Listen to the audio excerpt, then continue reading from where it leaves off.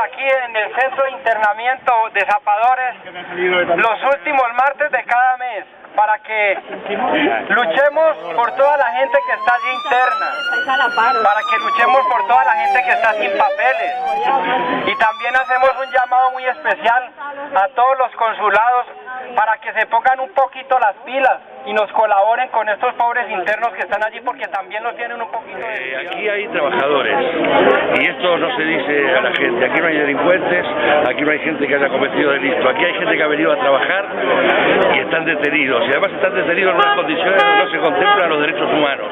Picasen, al lado de esto, es el Sheraton Hotel. En Picasen la gente no tiene que orinar en botellas, en Picasen la gente no está 9 horas encerrada en una celda, en Picasen la gente tiene contacto al exterior normalizado, y en Picasen se sabe lo que pasa dentro. En Picasen acceden las ONGs, en Picasen la sociedad está informada de lo que pasa dentro, hay bibliotecas, en Picasen hay cine, en Picasen se produce un proceso de reinserción. Aquí, digamos, las personas están en un limbo jurídico donde no se sabe qué va a pasar, muchos son expulsados, otros luego vuelven otra vez a la calle, y vuelven a la calle en unas condiciones donde no pueden trabajar, pero tienen que aguantar 2 años, no se sabe haciendo qué, para después en cualquier momento ser pillados otra vez, encerrados aquí para ser expulsados. Entonces, yo personalmente estoy aquí como ciudadano de Valencia, donde siento que esto es una indignidad ciudadana para denunciar esto, porque nos rasgamos la vestidura con Guantánamo, con Arizona, y tenemos aquí una Arizona en Valencia a muy pocos metros de nuestras casas. Por eso estoy aquí. ¿Qué quieres decir a la gente?